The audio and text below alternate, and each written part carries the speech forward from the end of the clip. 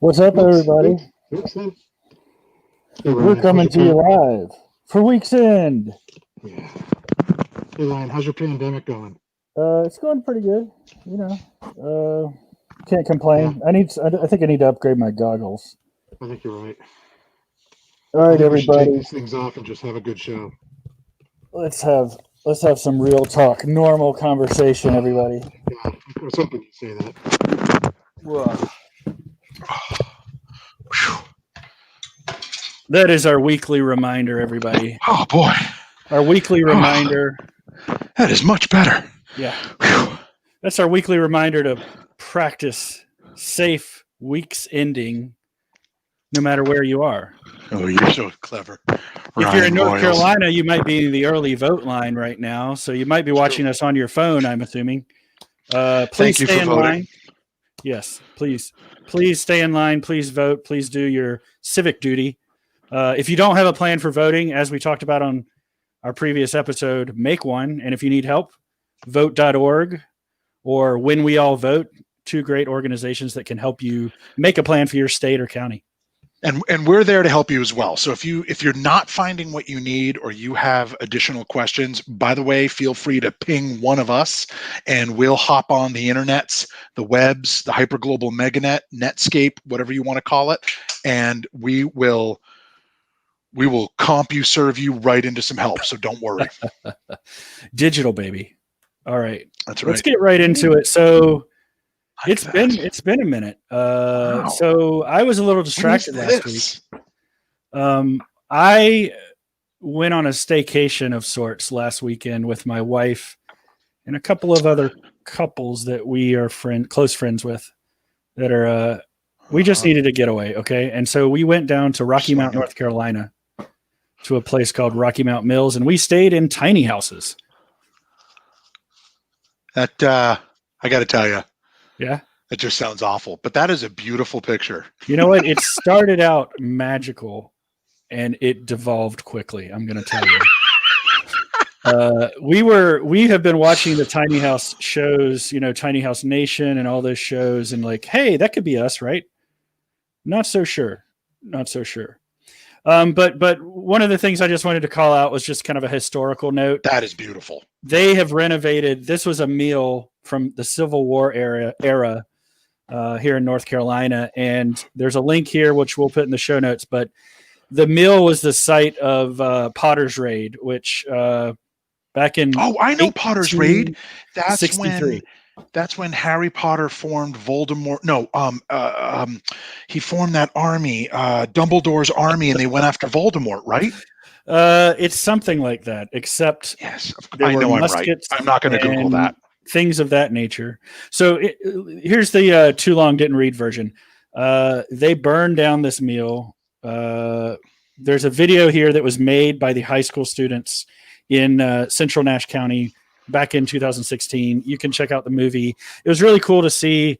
You know, I just thought it was neat that they're renovating the mill. They rebuilt the mill back in the day. Now it's being renovated into, you know, office space, you know, really cool dining. There's 5 breweries. There's a brewing incubator where you can learn how to brew. So it was really a neat place to hang out. That is pretty cool. And for those of you who don't speak North Carolinian, when Ryan says the word meal, he's actually saying the word mill, just so we're clear on that. It's coming out correct. Sounding a little crazy because they speak a very ancient, broken, messed up form of English down there, but he's actually saying the word M-I-L-L, a mill. Oh, yeah. I know. Stick with me, folks. You know that we couldn't have our show this week without having getting on the latest internet fad, right? So, Graeme, please explain this to the uncool kids. I will do that. So for those of you who are using the social media, I keep doing this today. I don't really know why I'm voguing, but I feel like I need to. I think it's just Friday. There is a how it started, how it's going trend going on. So you're supposed to put 2 pictures side by side, and one is like how it started, one is how it's going, right? So you show a picture of you when you were a kid and a picture of you now or whatever it might be. Well, I wanted to show this picture. So the picture on the top is really just a few minutes after the first time Ryan and I really met. We had known each other through social media and through IBM and stuff, other things, for months, maybe a year or two prior, but it wasn't much. And this was one of the first times we met. This was at a VIP lounge for one of IBM's events, or maybe it wasn't IBM. No, World of Watson, I think. And this was a while ago. And then below is one of our week's end freeze frames from very, very recently. Now, here's the things to notice. The expression on my face has not changed, and Ryan is still on the phone. So I wanted to point this out. But hey, if you get a chance, tag us in your how it started, how it's going. We'd love to see it. I do think I'm improving. I do think you're rubbing off on me with a little bit more theatricality and whatnot. So I am. I used to be the guy that was, you couldn't tell if I was happy or sad or angry or whatever, very It's stone. true. It's true. Or when you do this, remember? Has a special That's meeting. We'll talk about that later. Okay. That's just enough for us. I wanted to talk about a feel good story before we get into sort of techie nerdy stuff. I saw I don't know if you saw this, Graeme. There was a story on NBC News I saw earlier this week. And that was 12 years ago in internet time. However, there's this kid who decided he wanted to boost the morale of all of the firefighters that are fighting the wildfires in California. So he decided he was going to send them a letter, but not just a drawing, a coloring. He sent them a Baby Yoda doll because he felt like it would just make them feel better. And that's awesome. And you know what happened?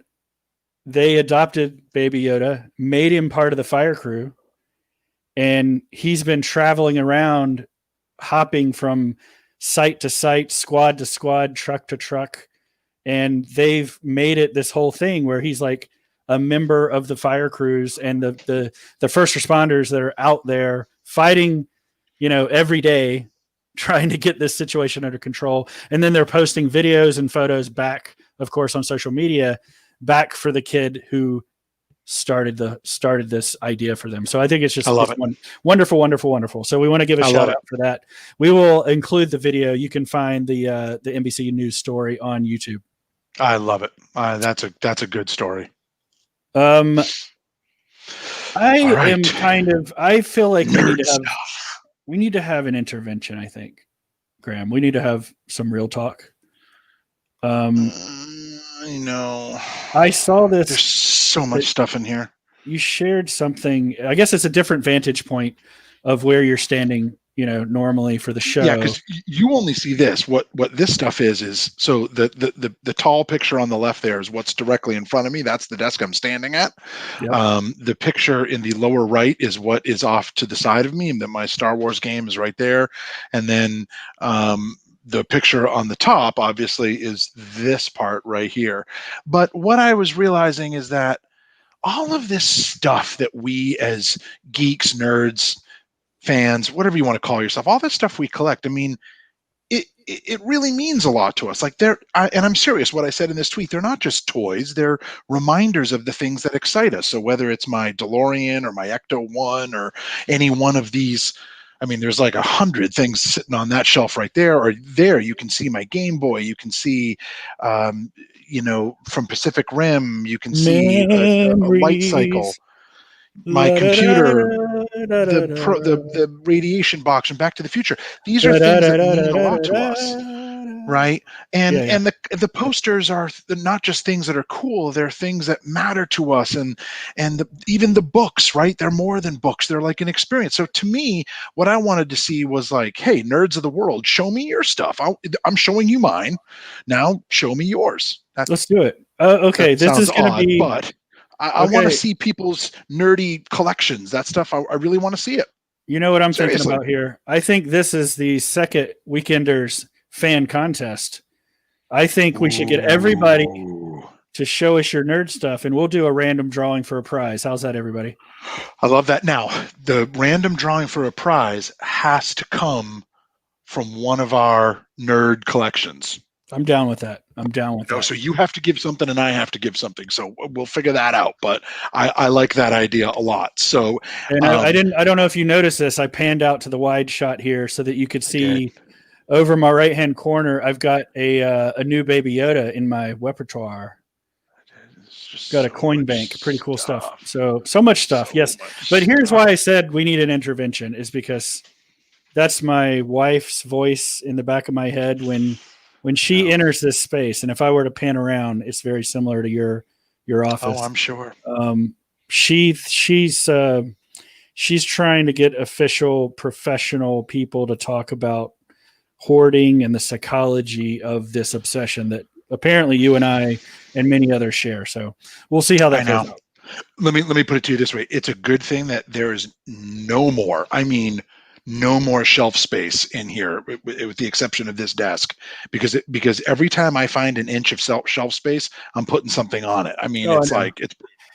And here's the thing, my wife has a strict rule now. You know how it's not only the stuff we collect, but all of the event swag, all of the lanyards, all of the she's got a rule. It's one in, one out at this point. There's no new t-shirts. So I have the t-shirt problem too, and I've had to do several what we call purges where I get rid of those things. And man, getting rid of clothes isn't that hard for me, but purging my t-shirts, forget know, right? it. This one I just recently Those bought. like, this one I'm hoping those will are hang like on for treasures. years. Those are like treasures, right? I know. Yeah. I wanted to talk about this video I saw on LinkedIn. So this person is taking their phone and somehow capturing an object in space and throwing it. It's like an augmented reality cut, copy, and paste into their presentation. I think this has the potential to change PowerPoint. It has the potential to revolutionize PowerPoint as we know it, Graeme. I just think just take a moment and see what's happening here. And this is code. Holy cow. This is an app. This is code you can download from the link that we're going to provide right now. So like you mean this is a real thing? This is not like fancy. Watch this one. He takes this diagram that he's drawn on a notepad and pops it into a document on Google Docs. Boom. Oh my God. This reminds me of the episode where the doodle sponge in SpongeBob comes to life and starts terrorizing the town. Well, yes, there's that potential for havoc, of course. But I'm just saying, I think it's our duty to see if we can revolutionize PowerPoint as we know it, because frankly, I'm tired of Comic Sans and blue boxes. Wingdings. And all those sorts of things. Everybody's using Wingdings. You know what? We need a Wingdings portfolio in emojis. Somebody get on that. I like that. Let's make that happen, people. Why don't you talk to me about? There's a Nerdist. Okay, so for this one, I film. want you to actually click through to that. All right. And I want you to let that run. This blew my mind away. And I agree. This is the best computer-generated graphics I've ever seen. I don't know what's going on there, but here we go. Yeah, just play it and let it run. Ever? Everything, maybe, man, maybe. Everything you see in this thing is computer-generated. There is no hand-drawn animation. There's no cameras. This is all CGI. And I assure our viewers that it's imagine it's amazing scene in a world.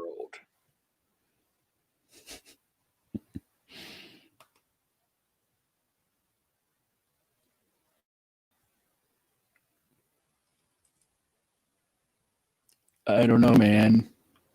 Ryan, do you hear me? Yes, I do. Now I've lost your audio. Do you hear me? Oh, yeah? Somehow we both just got put on mute. I had to unmute. Interesting. I don't know what just happened. Hold on, folks. We are experiencing technical difficulties. If you will just bear with us. Why don't you close this window, because this CGI is so good. It's actually killing our ability to broadcast. And why don't you check your thing and see if you're on mute? I'm not on mute. Well, this Friday broadcast is going well. Testing. One, Well, two, three. we've lost Ryan's audio, but I don't even know if Ryan can hear me. Can you hear me at all? Can you give me a thumbs up? Oh, you can. All right. While Ryan's working on that, let's take a look at the new Testing. PlayStation. 1, 2, 3. So this Am I is back? the PS5 that's on your screen in front of you now. I am excited about this, and I do want the PlayStation 5, but I like to just wait. I've had some bad experiences buying things straight out of the gate, cars, things. So I'm going to just wait about 6 months on this one. Plus, honestly, I still use my PS4 all the time to play Ghost Recon, and well, that's pretty much it. And I love it. So I would love to know from our viewers, are you going to buy the PlayStation right out of the gate, or are you going to wait? Because I'm going to wait 6 months. And now we'll go back and see if we've got Ryan on board. Testing. 1, 2, 3. We still don't have Ryan. Really? This broadcast may not work, folks. We may be in trouble here. We may have to drop off and drop back on. I don't know what's going on here. Now, Ryan, again, I noticed that I was muted in the live stream window. Like the control at the bottom is where I was muted. Testing. Yeah. Nope. We've lost our Rye guy. Well, folks. Why don't you unhook your jack just to make sure? I think that might be it. You want to drop off and we'll just come back on and keep going? It'll be a two-parter. Oh, unhook. Okay. Unhook your mic and see what happens. I'm hooked back in. Let me see what's going on here. He's telling me to disconnect and reconnect. I will give that a shot. Well, I don't know. All right, testing. Oh, there he is. All right, I dropped out of the studio, came back in, and magic happens, folks. Yeah, okay, let's get back into it. Anyway, thanks for sticking with us, folks. Sorry about that. Yeah, no worries. All right. So again, we want to know if you're going to buy the PS5 right away, and make sure you check out the link. You know what? I always wait, and I feel like waiting is the best policy, but I'm kind of excited and want to get it too at the same time. So I'm not sure. I'm torn. So I wanted to talk about a video game subject as well. Our mutual friend, Michael Rowe, who works at IBM as a strategist, he does a podcast called Games at Work. Games at Work and .biz is where you can find it if you want to go to their website. He does it with another fellow IBMer, Michael Martin, who's at Carolina Big Blue on Twitter, and then another former IBMer friend that's a mutual friend of all of us that now works as a dev advocate at Twitter over in the UK, Andy Piper. They do a really neat podcast, but the thing that jumped out at me this week was that they were interviewing one of the original developers of the video game called Elite. Do you remember this video game? Or did I sure do. 100%. Okay. So this really was one of the first like space strategy games where, you know, this was what it looked like when I played it on the Commodore 64. But it was like, imagine the Starfield and all the objects are in 3 dimensions. It's very much like that early Star Wars game that just had the outline of things.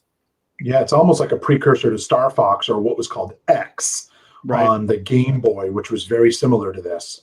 The really cool thing, though, was that you had this radar display that showed, you know, a Z-axis. You were fighting. So you could be like a good guy. You could be a pirate. So it had kind of those RPG type of elements, except you were going to different star systems. You were trading. You were doing all these different things. So it was like an RPG in space, which just, to me, it was like doing Star Trek for real. It was awesome. Super cool, dude. I love that. I'll have to check out gamesatwork.biz is the URL. Graeme, we have to talk about Cyberpunk. Okay. It's coming soon. So I am a huge Blade Runner fan. Both films, thought they were spectacular, but also things like The Matrix and John Wick and I don't know if John Wick necessarily qualifies, but certainly Blade Runner does, right? And so I don't know anything about this game. I just think it looks amazing. And one of the things that I love about video games is being immersed in environments that I would like to actually be immersed in, right? Like I really experienced that with Tron 2.0. Certainly, when that was like 10 years ago. No Man's Sky, whatever, right? I mean, there's lots of video games I suppose I could probably start busting out, but we all have that game where it's like, man, I would love to actually go there. This is one of them. I look at this and I think this is a world that I would love to be immersed in. So I don't really know what the deal is. I don't know what the point is. I know it's kind of a self-generating universe world kind of thing that I want to check out. I like that idea because, yeah, I like it because this is not Cyberpunk 2077 for people that are confused. So this is called Cloudpunk. So it's a cyberpunk world, but the game is named Cloudpunk. And I want to check out this. You know what? I think this has the potential to be really interesting because it's not one of these first person shooters where it's so competitive, where it's not, to me, it looks like it's something where you're exploring a world. And I love that. And not everything has to be I love that. Kill, fight, protect. Sometimes just an adventure is worth the cost of admission, right? So I'm excited to see what this is. I really am. And that's what worries me about 2077 is that I really want to play it, and it looks beautiful, and it's got Keanu Reeves, and it's awesome looking. It looks like Akira in real life kind of thing, but I'm afraid that like if I'm not in there in the first 48 hours, like the level 50 dudes are going to just, grief you to death. Yep. And that's frankly the main problem with a lot of these games that are immersive environments is that they don't reward creativity or just the casual gamer. So hopefully Cloudpunk can help with that. Totally agree. Looking forward to these games. What's next? Let's talk about a different kind of vacation. I'll talk about Cyberpunk. Now, I don't know what the deal is with this thing. I mean, I think it's real, but they're making an Atari Hotel. That's like a whole Atari theme. I love Atari everything. I love the brand. I love the, sort of the brand look and feel, but I also love the original games. I was a Kickstarter for the Atari VCS, which I'm still hoping to actually get someday. I understand they've arrived in the United States, but we'll see. So this is apparently they're making, Atari hotels. So this is the kind of thing where it's like, I would like to see this or go stay there. I don't know if it's going to be a casino. I don't really know much about it, but just the idea of it. And I mean, look at that. But who is doing the Atari stuff? Like you said, you've been talking about the Kickstarter for the new console, but Atari as a company sort of vanished. And then somebody bought the rights and started using it again. So it's like a company pretending to be Atari, but they're, as far as I'm concerned, they're doing it right. And I like it. I know lots of people have all kinds of issues with it, and I get that because it's not really, Norman Bushnell or whatever Atari. But I got to tell you, I like it, and I'm excited about it. So works for me. Let's be real. They had their shot, and it was cool while it lasted, right? Yeah, dude, it changed the world. It changed the world, but they got ahead of their skids a bit, and that's just it's a caution. Atari, if you haven't seen the story of how they flamed out, it's a cautionary tale for sure. Yes. All right, let's talk about Tim Apple for a second. So I'm really excited about Tim Apple. This week he did a big, another one of these Apple events in I think it's called Orchard Park or Theater or whatever. As you can see, they formed a partnership with Yankee Candle to make iCandle, which is which I'm really excited about. It's a let's see, how did I here, scroll down a little bit to my next tweet. I think I said, so if you click, we're no, you got to actually. How do you use Twitter, Graeme? You got to advance to the tweets. You got to advance to the tweets. Hang on a second here. So here's one that I really like. Oh no, that's right. I deleted it. That's right. Never mind. Well, but so anyway, I'm just excited about Tim Apple. Well, the iPhone 12 though is going to have a Rodeo feature, is my understanding, and the Rodeo feature is somehow powered by something that well, there were some nerds on here talking about 5G, and nobody. There's a lot of confusion about what 5G is and isn't. What Tim Apple says it is super fast. It's more advanced. Period. Okay. Just more advanced than anything in the history of the planet. It's also private and secure, and I think that's the main point that I took away. I like that. The other thing that I wanted to talk about is how the iPhone 12. It looks like they found some existing iPhone 5s, and they said, what if we took all of those old iPhone 5s and we just put some more pixels on top with the Rodeo feature that I was talking about? Because interesting. Now, the Rodeo feature actually generates my understanding is it generates an actual hologram of Tim Apple riding the phone.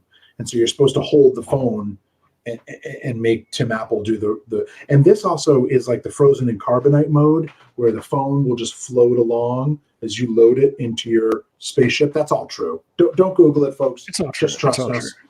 Now it's the best exciting partnership. But the best hot take that I saw was all we wanted was USB-C, Tim. I mean, seriously, dude. Come on, Tim Apple. I guess they're delivering there, right? The rest is kind of beside the point, right? I'm not sure people were asking for the Rodeo 5G, but we'll see. We'll see. My dogs are going nuts out there. Wow. Oh my God. Excuse me while I mute. All right, ladies and gentlemen, now you have Ryan and not Graeme. This has been a fun show, folks. All right, let's talk about the art of NASA for a second. I think there's two main takeaways here. Hey, I'll be right back. And it's art. And that's two things that Graeme and I love. The cool thing about this book, though, is that this includes the illustrations that sold the missions. So the cool thing about this is that everything that was designed during the Apollo era, during the Gemini era, during all of the missions that we've been geeking out about during the the 50th anniversary last year, everything from that era, had these really cool artistic renderings. And this book, Art of NASA, is apparently coming to Graeme's Amazon locker or mailbox, or maybe it's being delivered by a drone. I'm not sure. Okay, so this. Yeah. Can you hear me? Yes, I can hear you. Beautiful book. Oh my gosh. All right, hold on. Let me get you to zoom in on that. Show everybody. Yeah. So I was making a hypothesis that this book was delivered by drone to you earlier today. It was delivered by spaceship, actually. But that looks, what that picture right there that you showed us, that looked like 2001.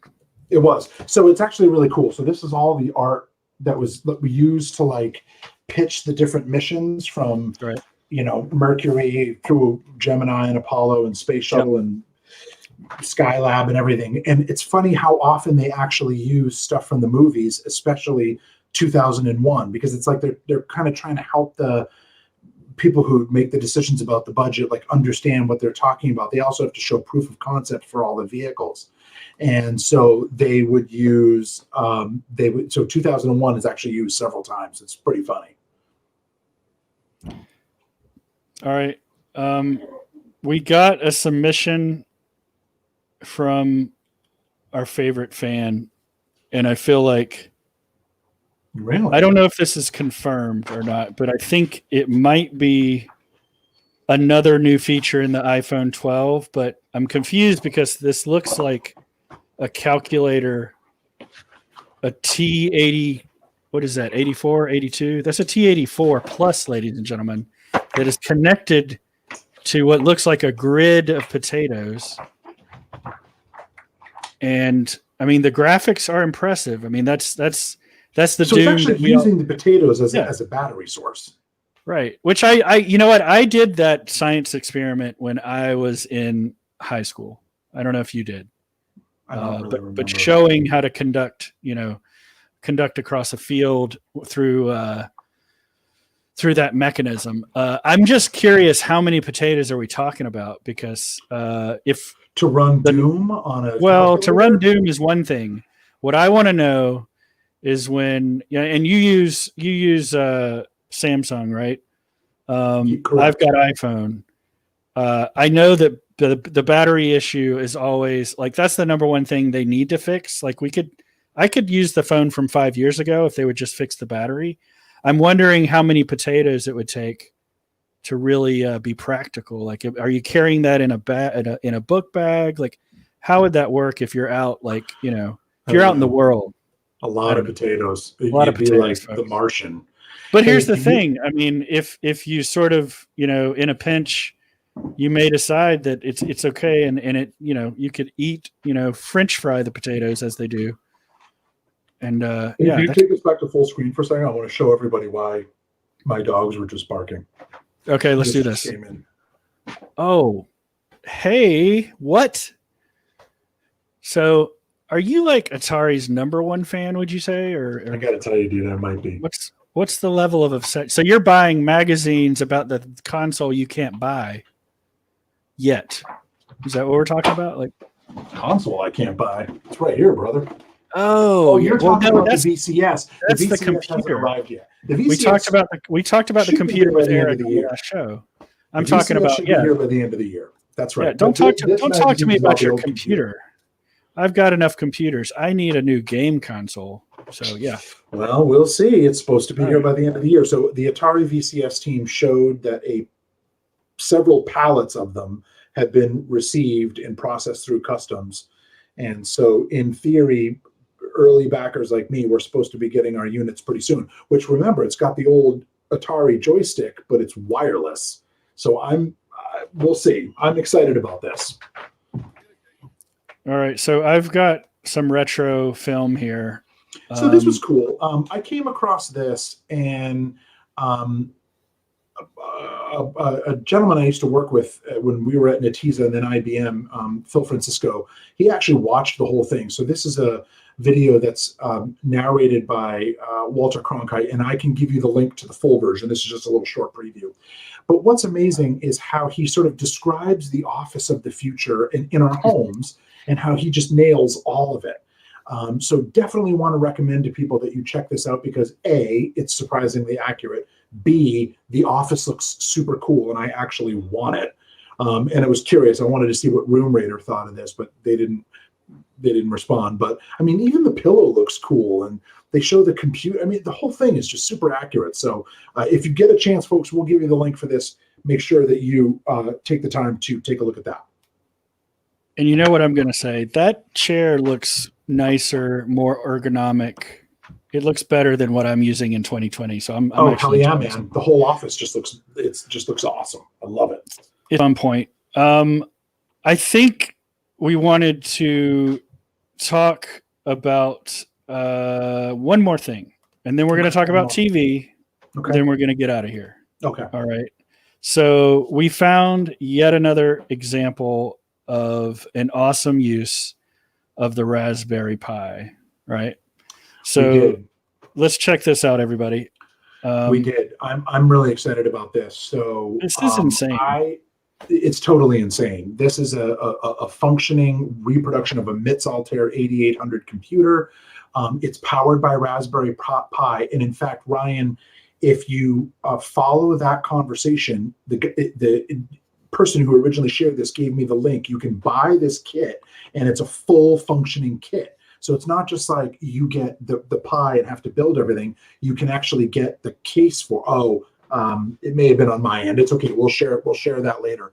But for you retro computing fans, you can get the kit for $150, which is essentially just the Pi and emulators and stuff. Or for $250, you can actually get the kit that looks like this with all the switches and lights and the case and everything.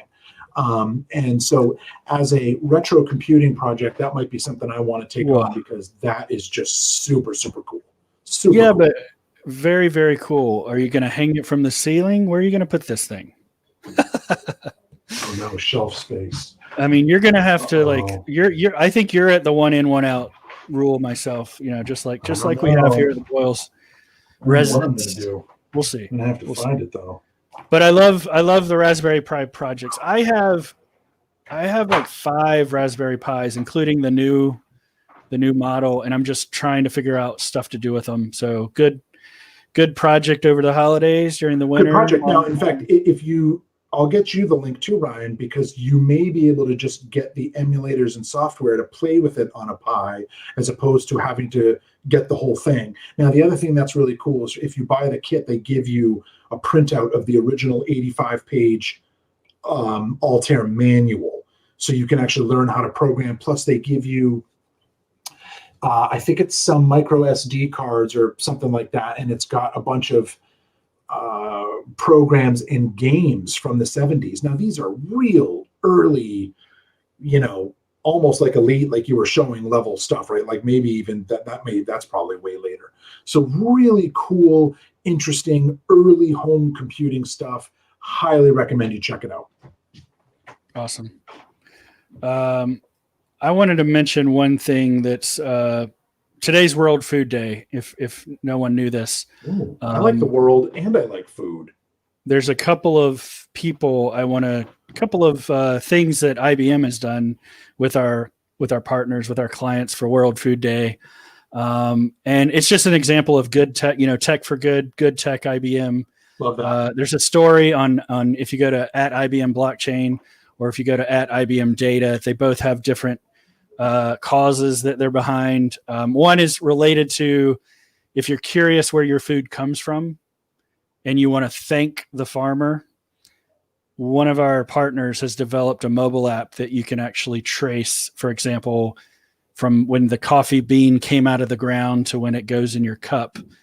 So from a fair sourcing, fair even fair wages, right? Because it also allows you to thank your farmer and sort of give credit, give kudos, give donations, to support folks in developing countries having a living wage for doing the work. Cool. So very cool stuff. Check it out. That's all the tech stories we have for today. I thought we could geek out for a couple of minutes about TV because there's stuff that's been wrapping up and there's stuff that's coming in now that it's kind of like a season change here in October. But The Boys wrapped. Did you watch the last episode yet? I did. I watched all the way through the second. Was it 2 seasons, right? Yeah, second season. Whew, man, that show just never ceases to disappoint. And tonight, I want to watch the